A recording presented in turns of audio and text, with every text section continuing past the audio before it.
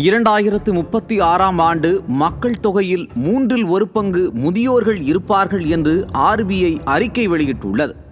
RBI மற்றும் அரசு ஆய்வுகளின்படி தற்போது 60 வயதிற்கு மேற்பட்டோர் 14% உள்ளனர். ஆனால் இந்த சதவீதம் 2036ஆம் ஆண்டு 33% ஆகும் என கணிக்கப்பட்டுள்ளது. அதாவது ஒவ்வொரு வீட்டிலும் கட்டாயம் ஒரு முதியவரின் இருப்பு இருக்கும் எனவும், இதனால் ஒவ்வொரு குடும்பமும் ஒரு சமூக பொறுப்பை சுமக்கும் காலம் கட்டாயம் ஏற்படும் என்றும் தெரிவித்துள்ளது. உணவு, பாதுகாப்பு போன்ற காரணங்களால் முதியோர்களின் எண்ணிக்கை அதிகரித்துள்ளது போன்ற ஒரு பிம்பத்தை உருவாக்கினால், அதே உணவு, பாதுகாப்பு, வாழ்க்கை முறை உள்ள தமிழகத்தில்தான் பிறப்பு விகிதமும் குறைந்து வருகிறது. எனில் குழந்தை பிறப்பு விகிதம் குறைவே முதியோர்கள் எண்ணிக்கை அதிகரிக்க காரணம் என கூறப்படுகிறது.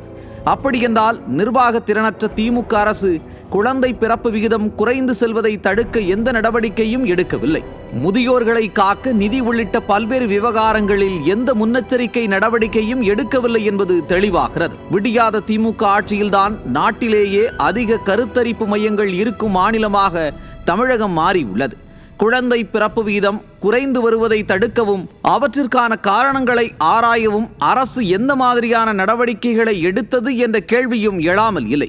தற்போது முதியோர்களின் எண்ணிக்கை குறைந்த அளவில் இருக்கும்போதே அவர்களுக்கான ஓய்வூதியம், முதியோர் இல்லங்கள், காப்பீடு, பராமரிப்பு போன்றவற்றில் தமிழகம் தள்ளாடி வரும் வேளையில் எதிர்காலம் பற்றி சிறிதும் யோசிக்காமல் திமுக அரசு அமைதி காத்து வருவது நிர்வாக தோல்வியை அம்பலப்படுத்துகிறது.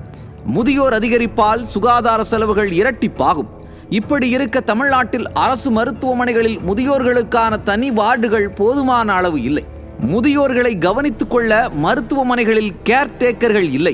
தமிழகத்தில் ஏற்கனவே நிதி நிலைமை படுபாதாளத்திற்கு சென்றுள்ள நிலையில் முதியோர்களுக்கான ஓய்வூதியம் வழங்க என்ன கட்டமைப்பு உருவாக்கப்பட்டுள்ளது?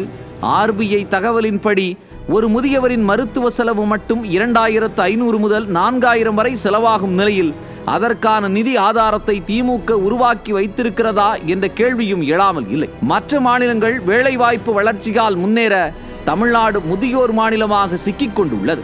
இதற்கு மேலும் பொம்மை முதல்வர் ஸ்டாலின் தலைமையிலான திமுக அரசு எந்த ஒரு தெளிவான நிரந்தர நடவடிக்கைகளையும் மேற்கொள்ளவில்லை எனில் தமிழகத்தின் மக்கள் தொகையில் சவால் ஏற்படும். தமிழர்களுக்கான வேலைவாய்ப்பு குறையும், கடன் சுமை பெருகும், மாநிலத்தின் செலவுகள் அதிகரிக்கும் என எச்சரிக்கிறார்கள் நிபுணர்கள்.